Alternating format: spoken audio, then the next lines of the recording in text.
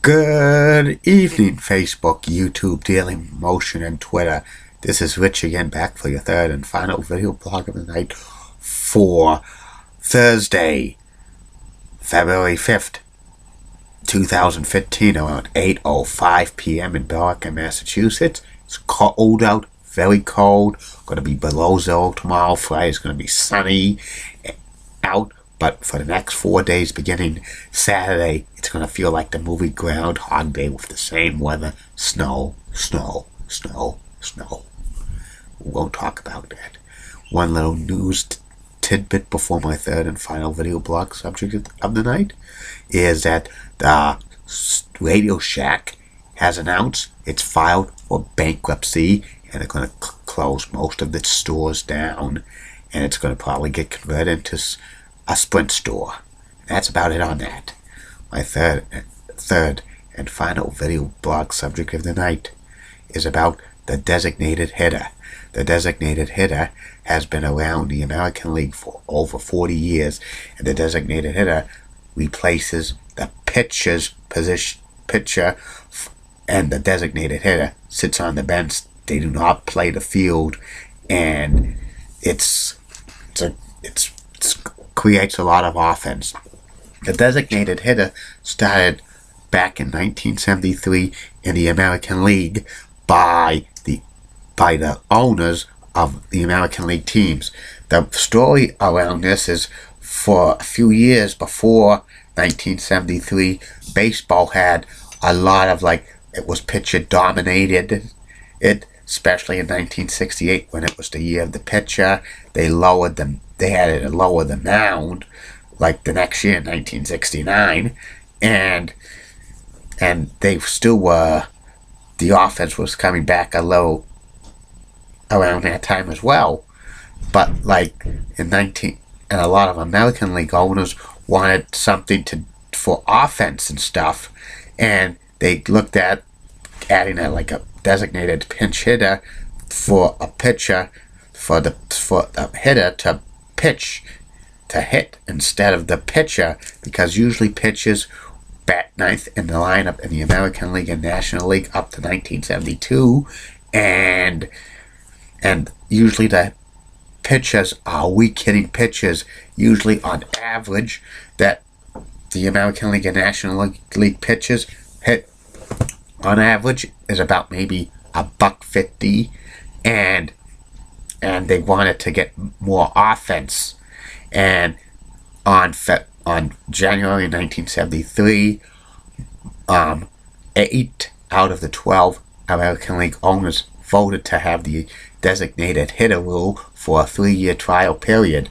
And the designated hitter rule meant a lot of players' careers were extended.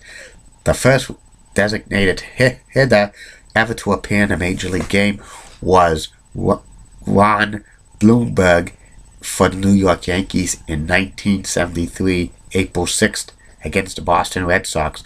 The Boston Red Sox first designated hitter was future Hall of Famer Orlando Cepeda, and many big league players in the American League have been known to extend their career with the designated hitter. So many players like Tony Aleve, then Jim Rice, and Reggie Jackson, and Greg Lewinsky, and Cecil Fielder, Jose Canseco, and others you played the majority of their careers as a designated hitter. Paul Molitor is another one with that. He played a majority of his big leagues as a designated hitter. Frank Thomas as well. And the designated hitter is usually a high-paid position for an American League team and stuff.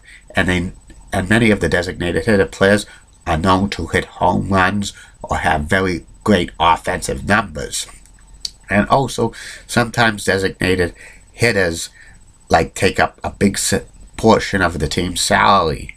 And when the designated hitter rule was first used in 1973, American League offense went up pretty significantly, And after the 3-year trial experiment, the American League owners decided to keep the designated hitter permanently. There were rumors in like 1980 that the National League was considering having the designated hitter for them as well, but a lot of the NL owners didn't want that because for tradition and stuff like that. A couple of National League owners voted yes, others abstained from it, but there were a majority of them who did not vote for it, so the National League does not have the designated hitter. And the designated hitter is used in World Series games in the American League home ballpark, and also it's used during interleague play at the American League home ballpark, and in the Major League Baseball All-Star Game since 2011. It's used at the National League ballpark as well as the American League ballpark. First year it was used in All-Star Game was 1989. On like alternating years, if it was in an American League ballpark, they used a designated hitter. If it wasn't, the pitcher batted, but they didn't have the pitcher bat in All-Star games because they have so many pinch hitters in that. The first time the designated hitter was used in the World Series was 1976. It was the even number years that they used the designated hitter until like 1984. Beginning in 1986, they used the designated hitter in every World Series at the American League ballpark. And the designated hitter, some of the best players of all time have been designated hitters. Edgar Martinez of the Seattle Mariners spent all of his career except 2 seasons as a designated hitter. He was a good third baseman, but he suffered like an injury that he couldn't throw, so they put him as a designated hitter at Mariners. He was the best ever. In fact, they named the American League designated hitter of the year after Edgar Martinez. And the best one is David Ortiz of the Boston Red Sox. He's the best designated hitter of all time. And I don't think that the designated hitter will ever go away, because it's been part of baseball in the American League for 40 years. And also I think the National League will never ever adopt the designated hitter rule because tradition and stuff like that. And plus you cannot get all the owners of the National League to agree about the designated hitter. Would I love to see the National League get the designated hitter rule? Sure, but I don't think it will happen because of so many National League owners still want traditional with the pitchers batting ninth, even though most of it's an automatic out. But still, they want the pitchers. They feel that National League teams feel more comfortable with the pitchers batting ninth and stuff like that. But the designated hitter rule is awesome in my opinion. It's used in every other league except the National League. And that's about it on the designated hitter. I'll be back tomorrow, Facebook friends and YouTube followers, with 3 more video blogs. First video blog will be about the top 10 greatest Los Angeles Dodgers players of all time, and then about the Blizzard of '78. And the third and final video blog of the night will be a surprise. I'm not going to tell you what it is. You have to be my Facebook friend if you're on Facebook with me to tell what I'm going to tell you the last video blog of the day. Don't forget, future video blogs will be about top 10 greatest LA Dodgers pitchers of all time, and all 29 Hooter girls of Boston who served me 10 times. I'm going to tell you the exact dates and how many times overall they've served me.